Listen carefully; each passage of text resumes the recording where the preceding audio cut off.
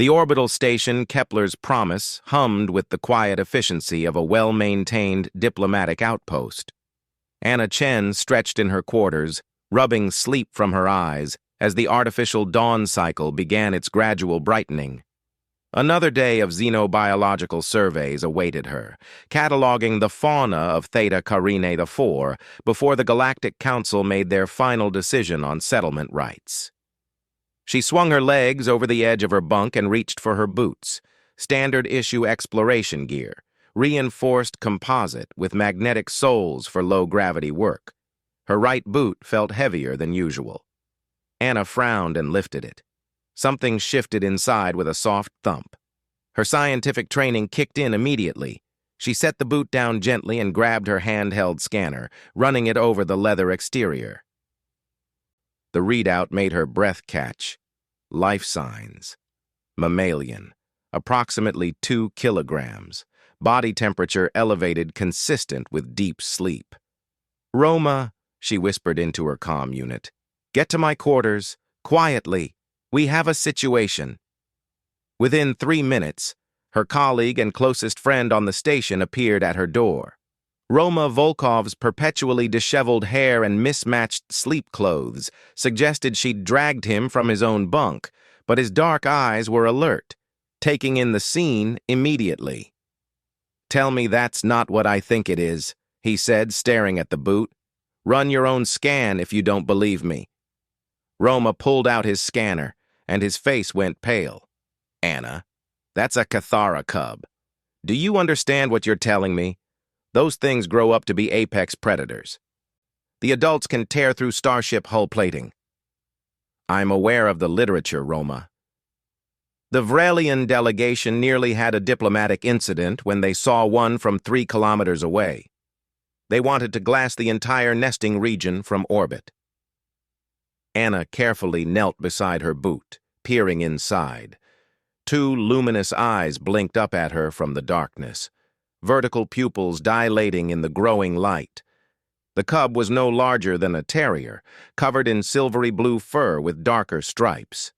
It yawned, revealing rows of crystalline teeth designed to crack exoskeletons and shear through armored hide.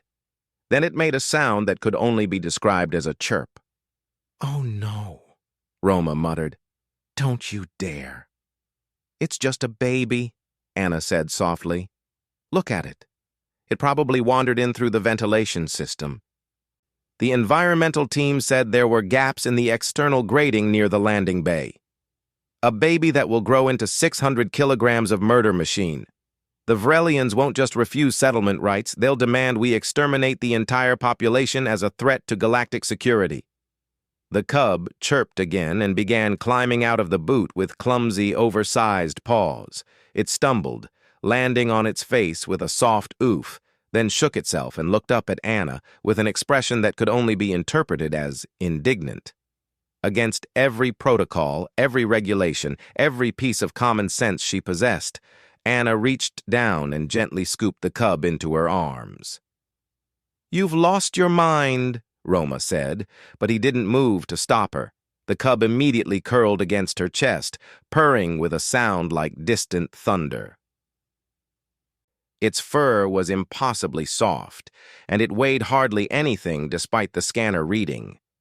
Anna could feel its rapid heartbeat against her palm, frightened, alone, separated from its pack. "We can't kill it," she said firmly. "And we can't tell the council. Not yet." "Anna, think about it, Roma. Every species the council has encountered that shows aggression has been classified as a threat. The Kryn were nearly wiped out because they had territorial displays. The Morphoids lost their homeworld because they had poisonous defense mechanisms. But humans? We coexist with predators. We domesticated them."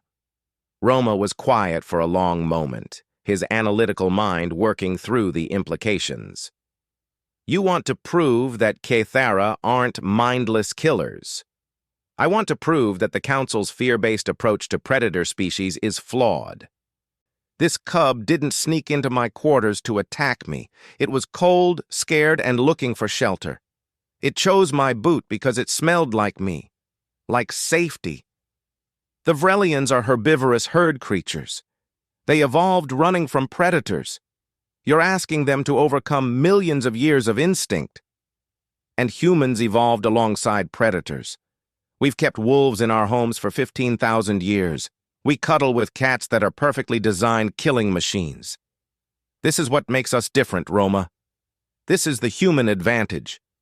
The cub yawned again, revealing that impressive dental array, then tucked its head under Anna's chin and settled into sleep. Roma sighed deeply. You're going to get us both kicked off this station. Probably. The Vrelian delegation leader already thinks humans are reckless. Definitely. And if this goes wrong, it could set back Earth's council membership by decades. Anna met his eyes. But if it goes right, we change how the galaxy thinks about predators, about coexistence, about fear itself. Roma stared at her for a long moment, then at the sleeping cub in her arms, then back at her.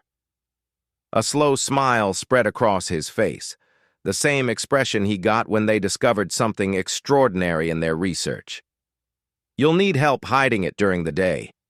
The environmental sensors will pick up anomalous readings if you keep it in here. I was hoping you'd say that. And we'll need to study its development. If we're going to present this to the council, we need data. Behavioral patterns, socialization responses, threat assessment profiles. Exactly. I'm documenting that this was entirely your idea. Noted. Roma moved closer, carefully extending one finger to scratch behind the cub's ear. It purred louder, pressing into his touch. What are you going to name it? He asked. Anna looked down at the small creature that had chosen her boot as a sanctuary, that had trusted a strange alien species with its vulnerable sleeping form. She thought about all the predators throughout human history that had become companions, protectors, friends. Hope, she said. I'm going to call her Hope. Outside the viewport, Theta Carinae 4 rotated slowly, a world full of creatures the galaxy feared.